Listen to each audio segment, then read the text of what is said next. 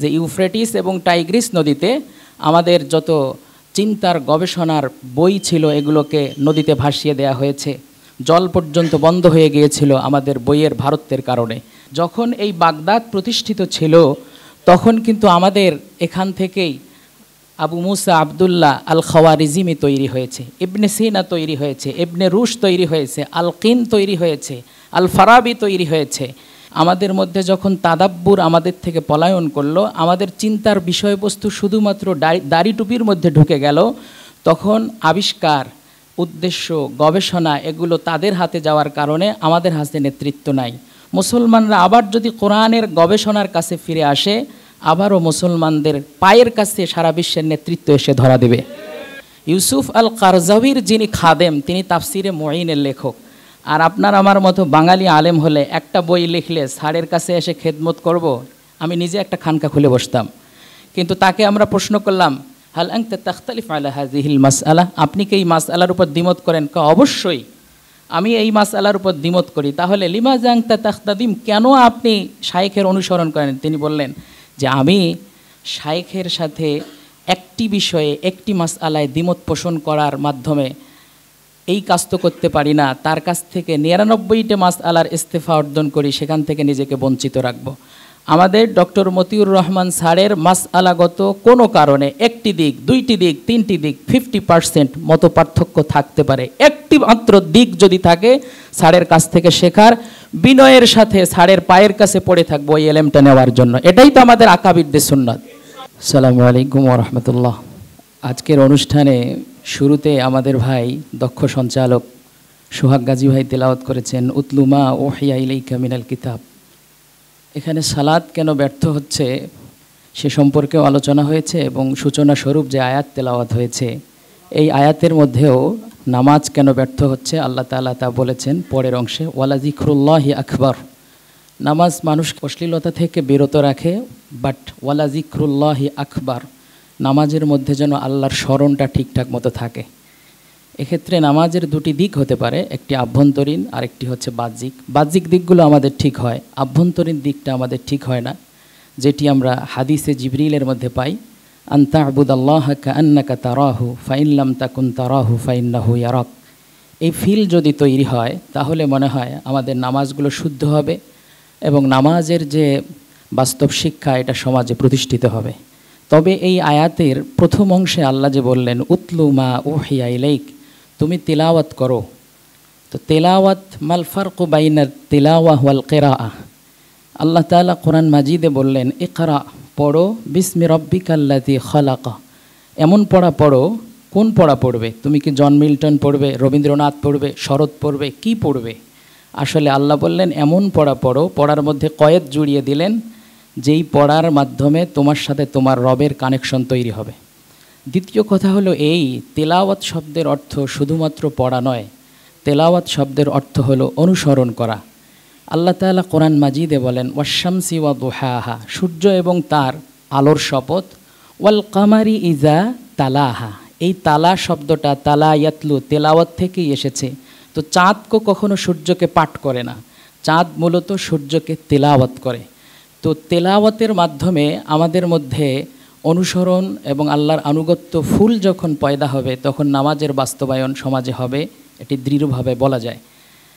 যদি কোরআন শুধুমাত্র পাঠ করার মধ্যেই সীমাবদ্ধ না থেকে এটি তেলাওয়াত পর্যন্ত অগ্রগামী হতো, তাহলে বিগ ব্যাং থিওরির কথা স্টিফেন হকিংয়ের কাছ থেকে কিংবা ব্রিফ হিস্ট্রি অফ টাইম থেকে নেওয়ার প্রয়োজন ছিল না। বরং আল্লাহ তাআলা যখন বলেছেন আওয়ালাম ইয়ারাল্লাযীনা কাফারু আন্নাস সামাওয়াতি ওয়াল আরদা কানাতা রাতকান ফাফাতাকনাহুমা, যেক্ষেত্রে a long time ago there was nothing but a great empty space, there was no sun and no moon, there was no sky and earth, there was no light anywhere, everything was covered with darkness. Allah thought of making the world, তিনি ভাবলেন তিনি পৃথিবী বানাবেন, he said be, তিনি বললেন কুন ফায়াকুন, the world was made. So তেলাওয়াতের বাস্তব শিক্ষা, তেলাওয়াত কেন্দ্রিক কোরআনের যে বিজ্ঞানসম্মত আয়াতগুলো আছে, এলেম শব্দের আরেকটা অর্থ হচ্ছে আল মারিফা, এলেম শব্দের অর্থ হচ্ছে আল ইদরাক, যেই শব্দগুলো মূলত আফালা ইয়াতাদাব্বারুন আল কোরআন, যেটা আত তাদাব্বুরের মুরাদেফ।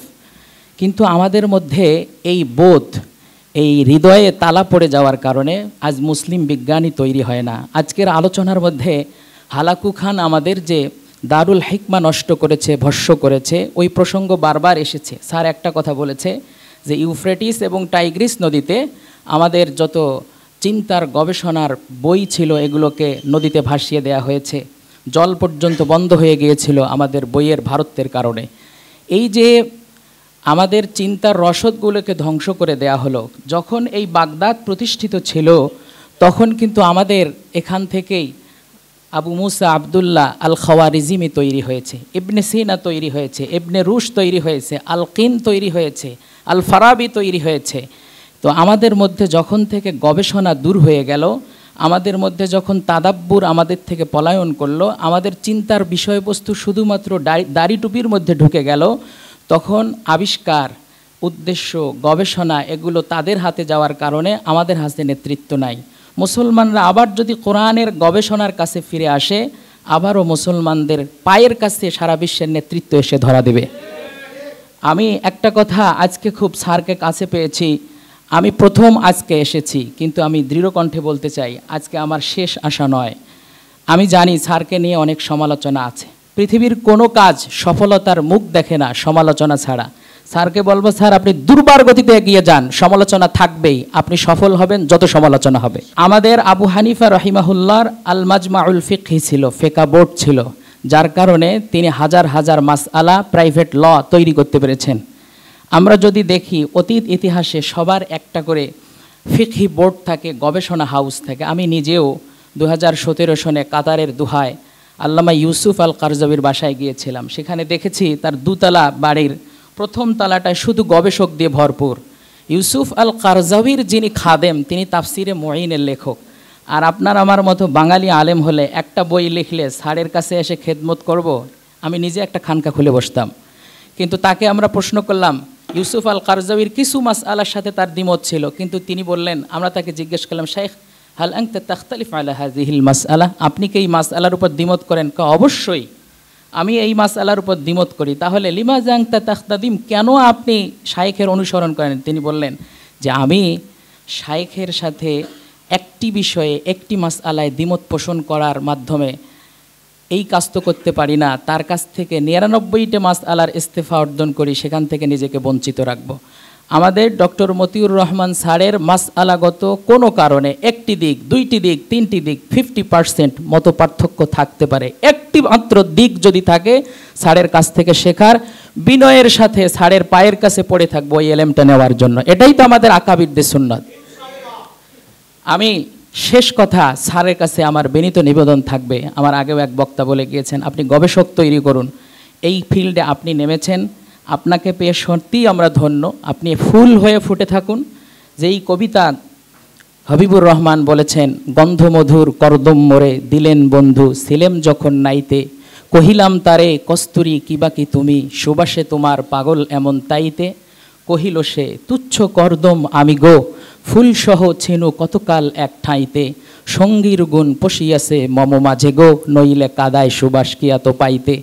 এর উদাহরণ হিসেবে লেখা হয়েছে, একদা স্নানের আগারে বসিয়া দেখিনু একটি হেরুনু মাটির ঢিলা, সুখিয়া দেখিনু তাহাতে রহিয়াছে সুবাস ভরা, কহিনু তাহারে তুমি কি আতর দান, তুমি কি গুলিস্তান, কহিল সে ওসব আমি কিছু নহি, আমি একটি হেরুনু মাটির ঢিলা, ফুলের সহিত থাকিয়া মোর সুবাস রয়েছে মেলা।